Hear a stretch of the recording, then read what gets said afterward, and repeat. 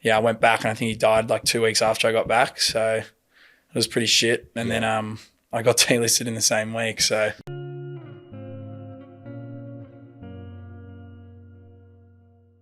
Ben Crocker, welcome to Shaped. Now, I don't know how much you know about the show. You did just touch on that. You've seen some of the previous guests, but it is all around, what's the defining moments through your life, both footy and non-footy related, that have shaped who you are today.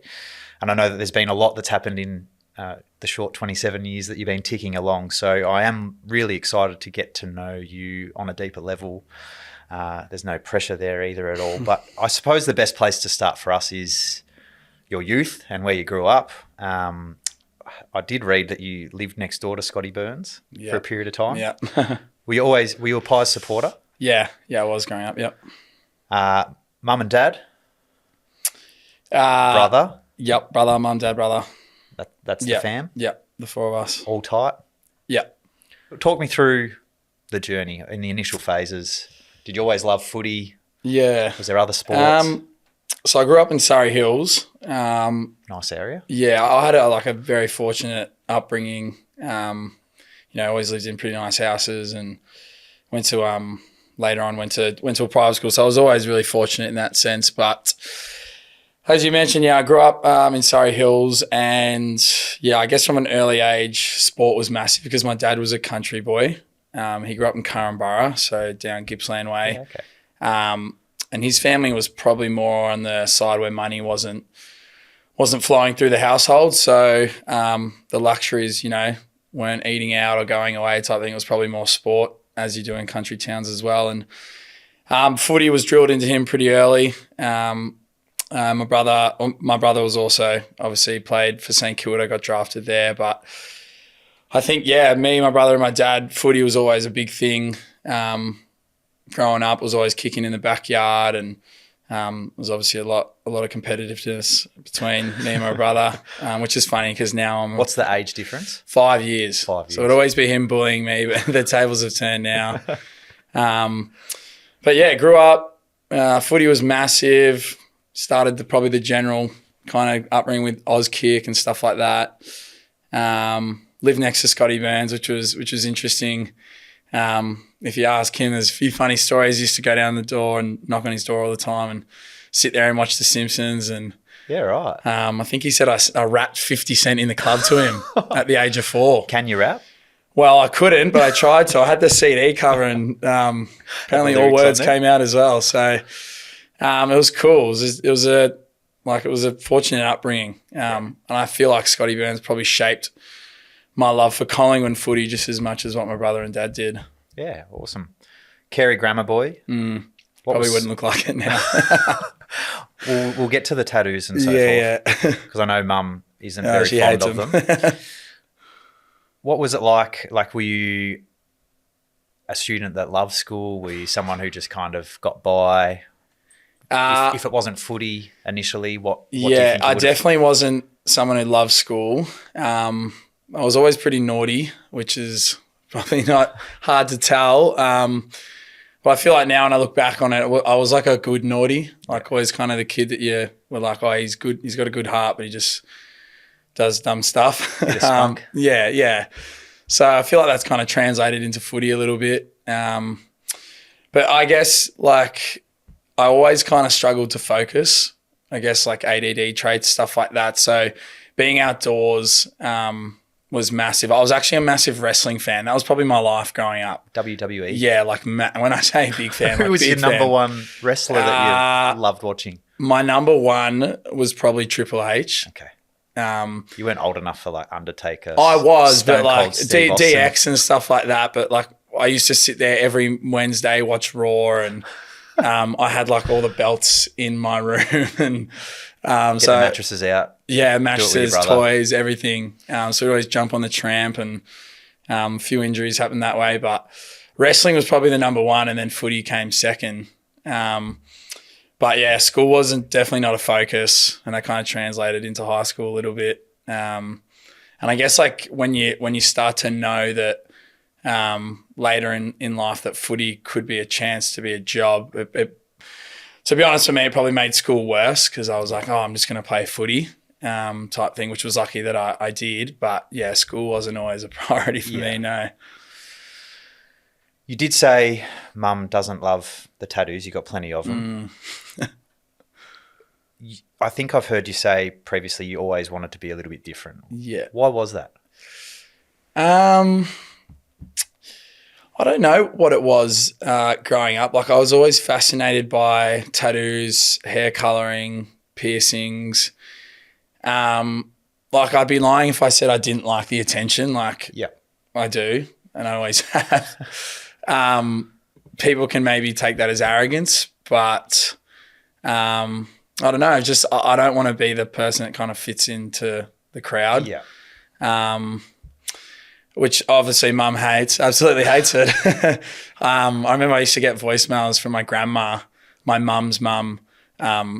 She used to ring me and just like tell me how ashamed of me she was. And she's like, oh, I've been at golf today or cards or whatever. My friends think you're a criminal. And which I'm like, it would have been a photo with footy on the paper or something. I'm like thinking, surely you're happy that I'm in the paper for footy or whatever. But yeah, I don't know. It was just like I never really wanted to like be that typical looking person. And unfortunately, I've probably taken it a little bit too far now. But yeah, it's just grew up wanting to be different. It's fair enough. We're all different. So you get picked up 2015 to the Pies. Bucks was the coach, Nathan Buckley. Yep. You're there for 5 years.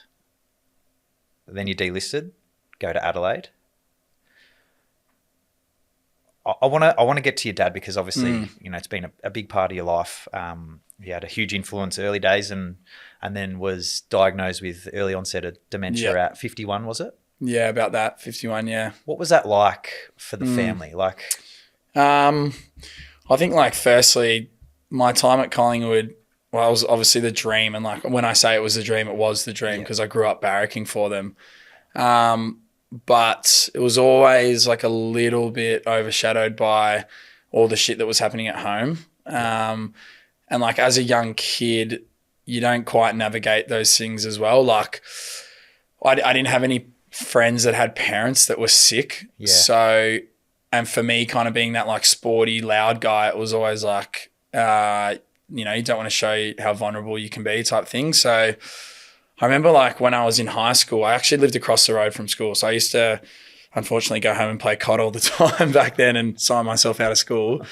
But this was like when my dad first started getting sick. And my dad was also like a very intelligent businessman. So my view of my dad was like someone who was always super successful and had all the answers. Yeah, had all the answers, drove nice cars, could afford us to go on holidays, live in nice houses. And then within like 2 years, it kind of shifted to like, you know, unable to comprehend things that were just so easy. Like, what was he like? If I think back to things that were really strange for me as a teenager was, he used to leave me places occasionally. Like I remember one night he left me at footy training. Yeah. And I was like 15 and it would have been like 11 p.m. and I'm like, fuck, where is he?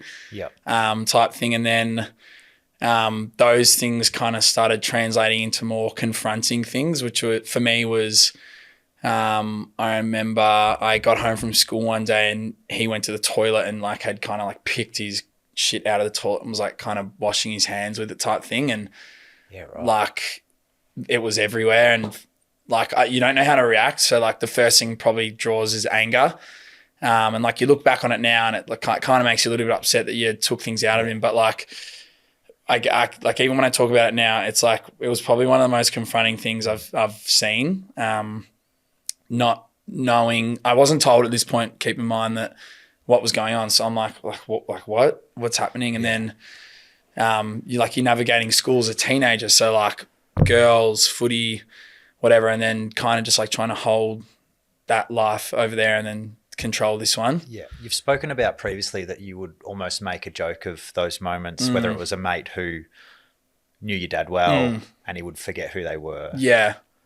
You would just make a joke of it. Was that something that was it just helped you move on with life being normal? Yeah, I think that's probably like just kind of masking the embarrassment. Yeah.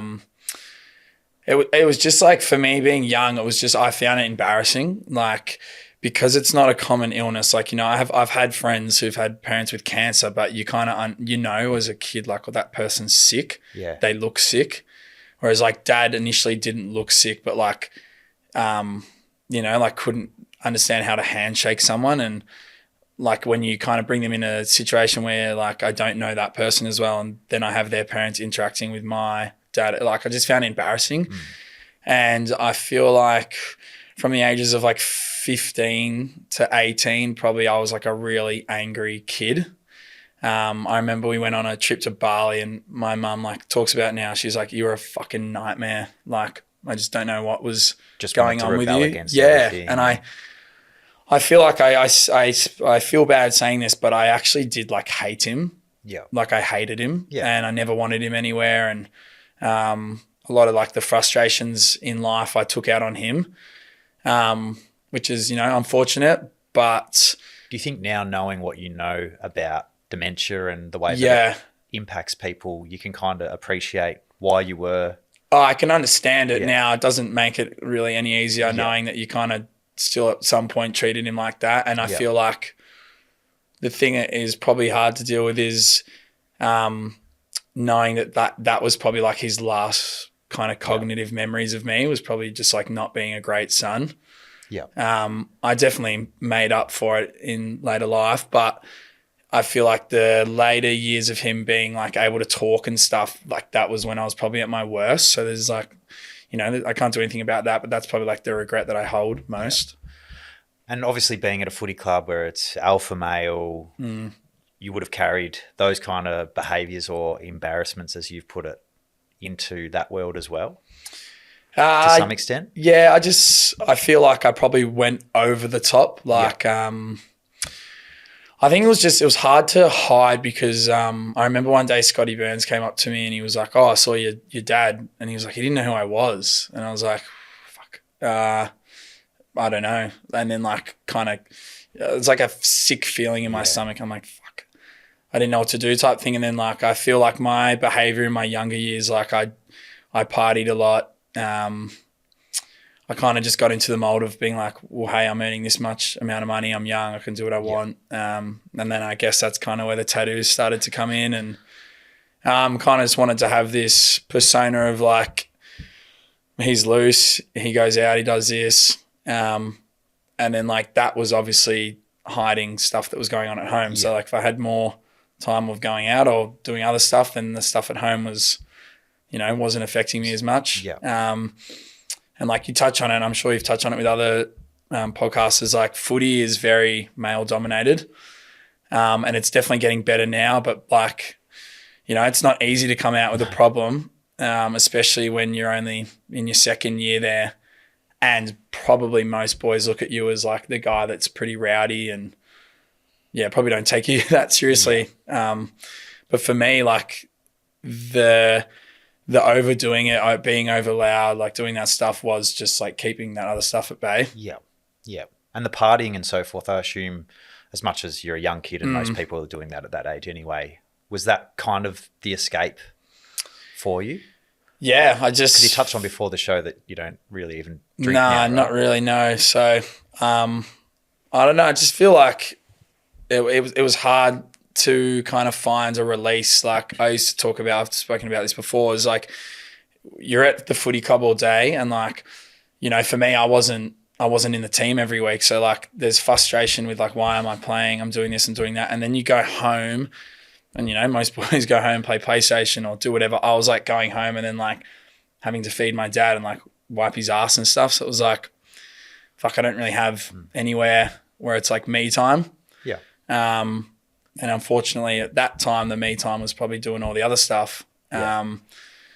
And don't get me wrong, I wasn't like miserable all the time. I still had times that were really good, and like I still had moments with him that were fun and like were on the funnier side, but it just like, it's still to this day something you have to come to terms with. But earlier on it was a lot harder. Yeah. You spoke of your time at the Pies, but then when you get to Adelaide, you do have an opportunity to kind of tell people a bit more about what's going on in your life. I mean, having experienced those kind of moments in the football club I was lucky enough to be part of, what was that like for you to kind of, I assume it felt like taking this huge weight off your shoulders, and then the reception from the group, from my understanding, was pretty special as well. Yeah. So I actually got the opportunity to do it at Collingwood as well. Yeah. When I was probably in like my 4th year or 3rd year. So I'd kind of built, the rapport around the club of like who I was a little bit more, and people understood, and I'd had close friendships. So it was a little bit easier at that point as well. But then obviously leaving and going to a new club, there was a few boys that probably had some idea, but obviously it's in a different state as well. I think I just probably wanted to get on the front foot a little bit more, because I was actually like a bit unsure of if I actually wanted to go over and play. Yeah. This is probably when he was getting a lot worse. So I was just kind of like and ahhing, and how old was he at this stage? So he was diagnosed around 51. Yeah, he was 58 or 57. So it'd been going on for 6 years or whatever, and it was just like Adelaide. 2020 was probably the worst year up to date of my life, like just things being thrown at you. COVID bubble. Yeah, COVID bubble. I mean, not people would know this, but my mum's mum died probably a month before my dad. Oh, wow. So I had my grandma, my dad, and then my dog, 15 years, died. And then I wasn't home, and it was just a shit year of COVID, mum not working, we had to run her business type thing. So it was all over the place. Yeah. And you wanted to come home during the hub. Yeah, I wanted to leave. Stuck it out. Yeah, it stuck. I remember one day, he got put into hospital and he wasn't able to breathe on his own, so he had the masks on. And I remember my mum called me, and my mum never does this, and she was bawling her eyes out, and it was fuck. I was really confronting. I've never seen my mum cry like that. Yeah. And I'd obviously built a relationship that was a lot closer with her throughout all this, but I don't know. I just don't think a son would see a mum like that. I think that might be more of a daughter-mum thing. But I remember I got the phone calls in the car park going into training, and I walked in and I just went into a room and I just started bawling my eyes out, and I shut the door, and Tom Lynch came in, and luckily my dad actually grew up with Tom Lynch's dad. They used to live together as teenagers. So I just told him, and I was just I can't do this anymore. I was up until that point kind of faking a little bit of how I was going. I was struggling a little bit, and it was just hard because my mum called me one day and she was like, I need to tell you something. And I was like, I think my dad's died. And she doesn't know how to tell me. She's like, your grandma's died. And then from then on, it was like, fuck, I don't want to be here anymore. Yeah. So I kind of stuck it out a little bit, and I went back at the end of the year. And I think, I went back, and I think he died 2 weeks after I got back. So it was pretty shit. And then I got delisted in the same week. So, and you had the expectation that maybe because you'd stuck it out, there'd be sort of some good faith there. You'd probably get an extension on the contract. Yeah. I guess it's do you resent any part of your footy journey? Is there parts that holds on to it? Yeah, a little bit. Collingwood was a different story. I still love Collingwood. Yeah. I feel like they were really good to me. And I probably just ran out of tickets there. Yeah. Which is fair enough. That happens to players. Would you change anything that, as part of that journey, that you think would have helped? Oh yeah. I wish I'd been drafted now almost. Yeah. Just now because that I've got my shit together a little bit more. So as in because of the lessons you've learned. Yeah. I just think yourself. Mentally, I probably wasn't at a place when I was 18 to be playing at that level. I had the training physical attributes. I trained hard but mentally no. Yeah. And it just probably, I think if I'd changed maybe a year or two earlier, I reckon I could probably still be playing in a capacity, or even still at the club in some way. As part of that journey of maturity and just living life and growing up a bit, I sit here and you're 27, and I feel like, probably my moment in time during my playing days was when I was 26, 27. Yeah. Has there been anything that you've implemented from a life point of view through that time that is why you are the way you are now? Has routine become... Oh, I'm very routine based. In a way, the lessons I've kind of learned from dad and that is just to make the most out of every situation type thing. And I'm massive on like relationships. Like I love people. I love my family. I love my friends. I love meeting new people.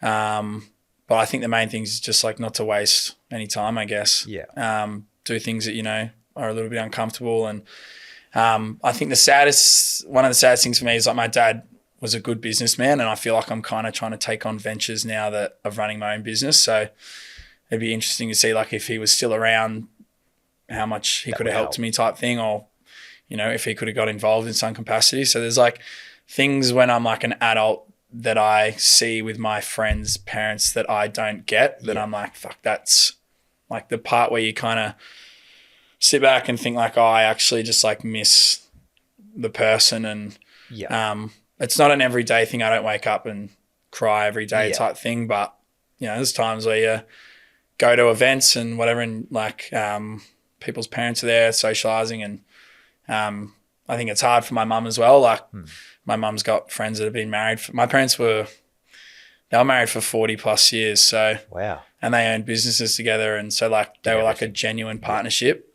So like now, you know, when mum travels, like going solo, stuff like that, like that's kind of hard to watch. You have an amazing energy about you, and I'm sure that's why you're so good at building relationships and friends. Like what do you think is the most important part of having a really healthy relationship or friendship? The older I've gotten, I reckon, for me, it's like the vulnerability, especially with boys. Share what like I would tell my friends I like love them all the time. Like I have friends that I'm every time I say goodbye, I'm like love you type thing.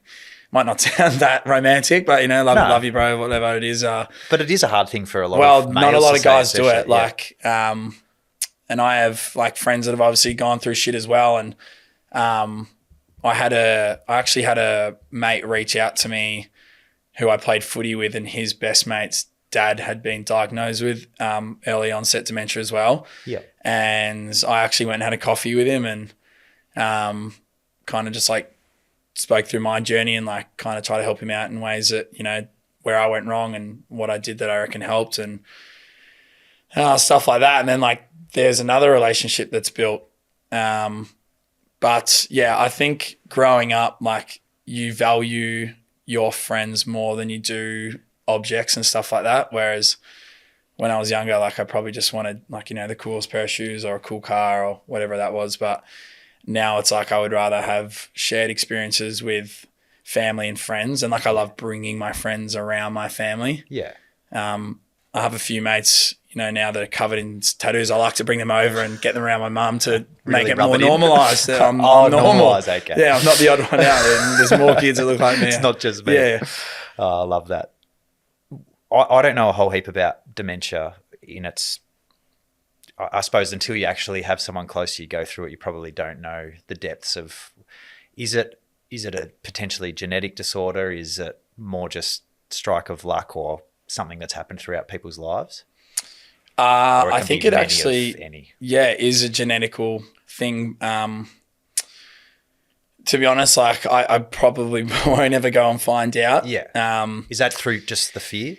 A little bit. Like, I don't know. I don't think there's any benefit in knowing that type thing. And I think like if I'm trying to explain what dementia is, or early onset dementia or Alzheimer's, to someone that's never heard of it, is essentially it's almost like a cousin of MND in a way. Okay.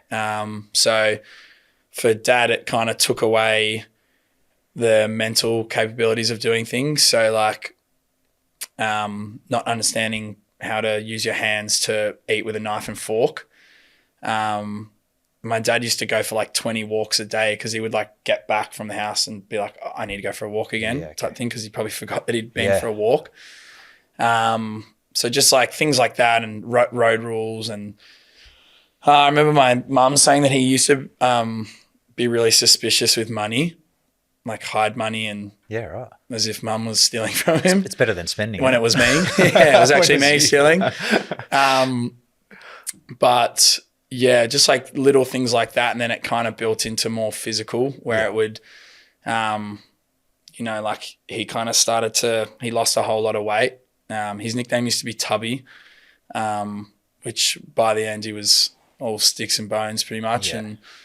And kind of just takes away your ability to walk. And he was in a wheelchair by the end and can't swallow food and just like can't really do anything yourself. Like I think it was a slow burn, but like it is really confronting. There's no way to hide it. Like when I think back to like the later probably weeks, that was like something that is pretty confronting. I probably wouldn't want to wish that upon anyone. Yeah. But yeah, it just almost just completely kills someone. Yeah. You lose like the person's identity, which is hard for a son, but hard for a partner. Like it would have been hard for my mum. I feel like we are able to talk about it. I'm able to talk about it. Yeah. I don't think my brother is as much. I don't think my brother would do this. I think it's probably hard for my mum as well. But like I talk about kind of the later years, like you learn to, for me, like talking about it is kind of like a way of remembering him. Yeah. I don't want to like overshadow who he was as a person just because of the illness that he had. Yeah. You finish up your professional or AFL career, you play some time in the VFL. Was there a genuine hope that you wanted another crack, or had enough time passed that you were just like, fuck, what's really important in life, Yeah, I definitely, it was actually like when I came back from Adelaide, I actually probably had the best year of my life playing footy. I went to Carlton VFL and had a pretty good year, was pretty good, I think we only played like 11 games or 12 games, but won the best and fairest at the Blues in the VFL, and I genuinely thought I was going to get picked up again. Yeah.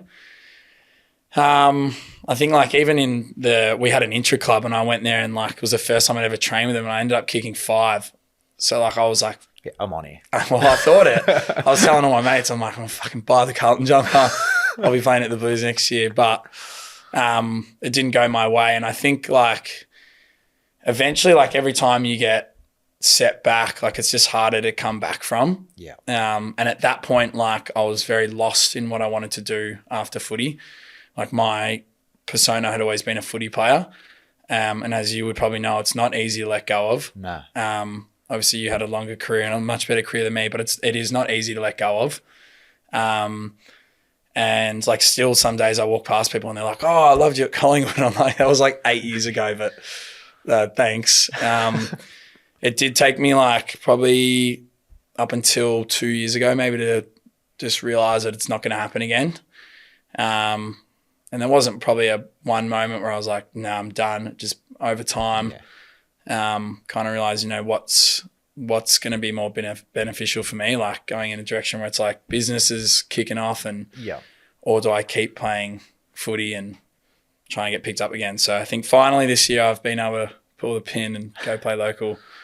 And invest more time. And we'll talk about the transition because, something that's been consistent across all of our guests is just some people really struggle with the transition. Others, find their niche really quickly or have kind of worked on it.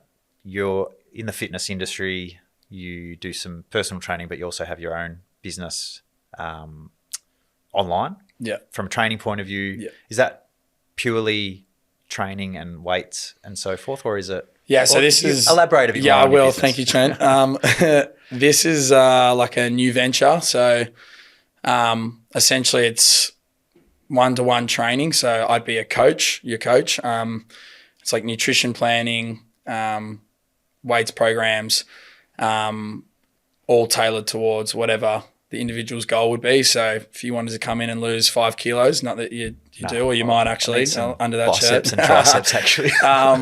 You come in and we kind of figure out a plan of how you go forward. And I think it's just I've had a lot of mates transition into the online world. And obviously financially it's where the money's made. So it's interesting to even like all my kind of interests have all gone towards like the online space. Like I love watching vlogs about people, how they set their business up. Whereas like if you had asked me that when I was 18, I would never do that ever.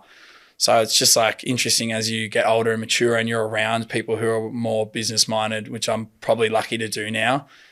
Being at the gym, you kind of figure out ways that, you know, an income could become even bigger, or even opportunities of, you know, going overseas and doing things overseas, stuff like that. So that kind of tipped into my decision to not play footy as well. But yeah, it's a new venture. I'm pretty confident that it'll go pretty well. What's it called? Well, the actual company is called BC Fit. So it's on my Instagram. And luckily for me, I was kind of able to use my footy platform profile a little bit. I'm not your generic trainer. Like if you go and watch the videos, they're not what most people will post about, but I feel like that's kind of the niche that I want to go down. Yeah. There's obviously the commercial elements, but I'm sure there's a lot of like the purpose and the fulfillment you would get out of seeing someone go from what they are when they first meet you to achieving their fitness or health goals. That must be pretty rewarding in itself. Yeah, and I think like even just touching before, like it's just another way to build relationships. Like I've built some pretty good relationships with people I've trained, and like you see them transition from the person they were a year ago to who they are now. Like I won't say her name obviously, but I train a girl who I'm actually really good friends with her brother. And she came to me a couple of years ago, probably not as confident as she is now. And just like seeing her transition and like now, like every time I go in, like sometimes just like hug her during sessions. Like I love her so much. And like we go out for lunches, we text, like, and like seeing the difference in like her as a person, like being able to talk to people that aren't within her friendship group type thing. Like, and I feel like I've been, you know, a pivotal role in that. And then there's obviously people that you see that you can like actually physically change the way they look, which is all obviously part of the job. But when you get like the messages from them saying how much you've been able to help them and change their lives type thing, that's where it's like, fuck, I'm actually doing something that's good. Yeah. How would you define success in what you do now? I would say the success is, for me, is the relationships built. And not just like having someone come in the door and then walk out. Like I feel like most of the people I train, well, actually all of the people I train could text me at any moment or ask anything, and it would be like a normal conversation with someone I've known for 10 years type thing. That's pretty special and unique. Yeah, and like I don't think that would have been me as a person if all the dad stuff hadn't happened. Like I'm not saying I wouldn't be a nice person, but I don't know how much I would value someone I don't really know. That's beautiful. Thanks. What are the plans with the business ahead? Obviously to grow it. Yep. Do you have someone who's helping you advise on how you do grow it, or is it just unique? People obviously love what you're doing and then they tell a friend. And there's a bit of like people, you know, saying, oh, you're on the right track, you know, I love watching your videos. So you kind of get the gist of you're doing something right. A lot of it is kind of investing time into watching other people who are obviously levels above you. Yeah. One of my best mates transitioned into purely online training now, and he's absolutely killing it.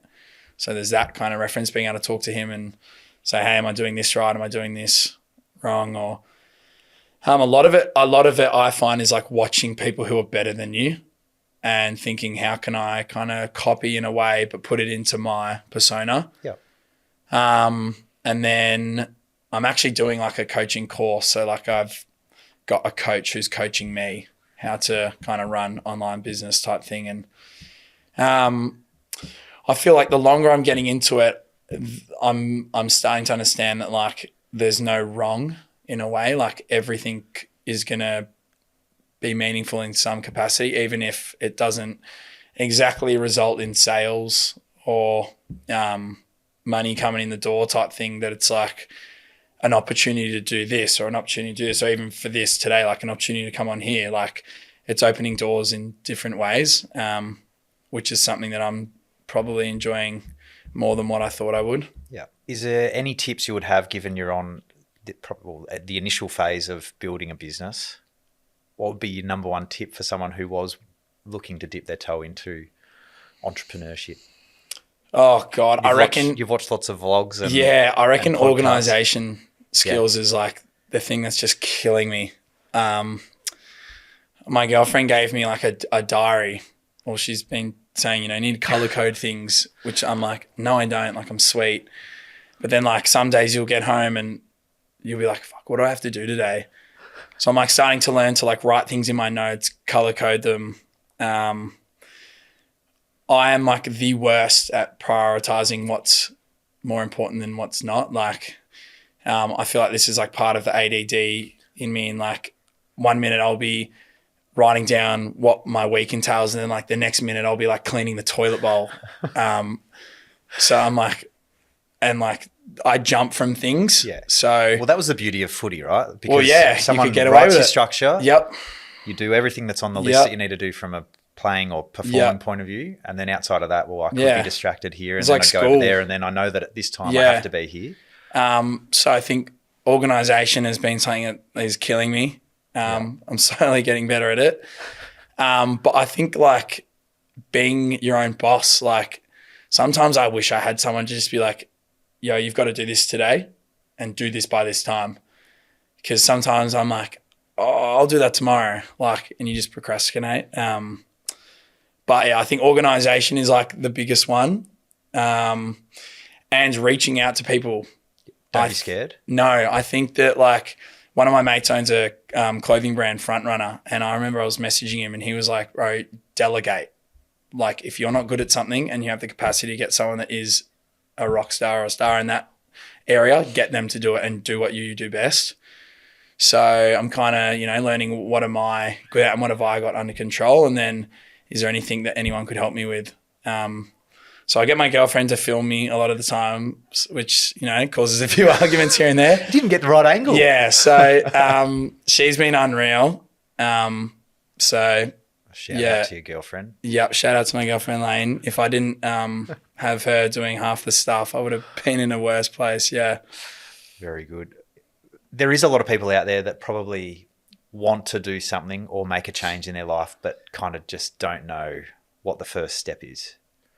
Like, if you're lacking motivation or you have no idea as to where to start, what would your advice be to those people? Like for me, if I was in their shoes, I'd kind of be like, well, in your head, you think you need, say it's weight loss, right? And you need to lose 20 kilos. 20 kilos is a lot of weight to lose, or 5 kilos. Yeah. And if you don't see that improvement in 1 week, it's kind of like, I'll give up. What would your advice be to someone who's wanting to go on the journey of just finding a better version of themselves? I think for me, like not putting a time limit on things as much. Like I get overwhelmed with things all the time, and I'm like, fuck, I'm business is done. Like I'm done. I don't know what I'm going to be doing tomorrow type thing. And then like I kind of learn to take a little bit of a breather, and I'm like, all right, what am I doing at the moment that's like killing it? And then what am I doing that's not as good? And like not forgetting just because there's things that aren't going well, but there's obviously things that are. So like, I think it's important to just keep pushing the things that are doing well. I think for me, like the thing that my best attribute in terms of the business is like the social side of things, like the posting stories, reels, posting things that are funny, stupid, whatever it is. And then the things that I'm not so good at are probably the paperwork type side of things and keeping track of the back end type stuff. So understanding like, hey, that's my weakness. Like, don't neglect it. Like, still work on it, but like just keep pushing the things that you're really good at, because now I'm like starting to realize that like people are really noticing that side. So I feel like in a way you can you don't want to just get by, but at the moment in the initial phases, like it's working, like things aren't going to fall over and crash. So, and then, I guess like not being afraid to kind of fuck up as much. Like there's going to be mistakes along the way, and kind kind of embrace them. I feel like I've listened to a few podcasts of people who are like super successful, and that's like one of the things they say is like mistakes are kind of, you should embrace them a little bit. Yeah, it's where you learn your best lessons. Yeah. Definitely won't do it again if you do fuck it up, right? No, don't do it twice. One question we do love to ask on Shaped is, if you could go back to your 16-year-old self now, what I've learnt and heard is that your 16-year-old self is very different to the person you are now. What would be one piece of advice you'd give yourself, knowing what life looks like for the next 11, 12 years? Oh, strap in. I don't know what you really could tell a 16-year-old that was going to experience what I kind of experienced, but I think if I could go back to my 16-year-old self, it would probably be to understand a little bit more that what was happening wasn't my dad's fault. Yeah. I think like in the initial phases, like I just like had so much hate towards him. Yeah. And it was probably just masking the embarrassment that I felt, but kind of understand that in shit situations in life, people are only doing what they can. Yeah. You kind of look back and I'm like, fuck, when I think about it, like my mum was trying to, deal with my dad, deal with a teenager that was not the best, school, finances, mortgages, whatever it was, like just understand that people are doing their best in shit situations. But I feel like in a way, I'm not thankful that stuff happened, but I definitely wouldn't be the person I am if I didn't go through some of that stuff. Yeah. And like I've said before, it's just unfortunate that someone's life kind of had to go to learn those lessons. Yeah. But yeah, you got to take the good with the bad. Unfortunately, yeah. I've learned in life. I appreciate you being so candid about your journey with your dad, and obviously he's had such an impact on your life. I think the thing, like speaking of some of the stuff that I've heard, is that empathy's become a huge part of not just what you might change back when you were 16, but also why relationships and building those relationships and connection is such an important part of your life. Like just understanding that everyone has a different story and we all kind of belong for one reason or the other. And that's all we're kind of craving. So I definitely heard how important that's become as part of your life, that there is kind of silver lining moments, as hard as some of them are, and there's plenty of lessons within them. And as much as you have always wanted to be a bit different, I think you've just embraced who you are. And I really appreciate your ability to kind of portray that. I said during it, like your energy is infectious, and it's a real credit to the way that you show up. So thanks so much for sharing more of your story and the lessons that you've learned throughout your career or your life, and the things that have defined you. And I'm really looking forward to seeing what's next for you in the journey of the online space, and we wish you all the best with it. Thanks, Trent. Thank you.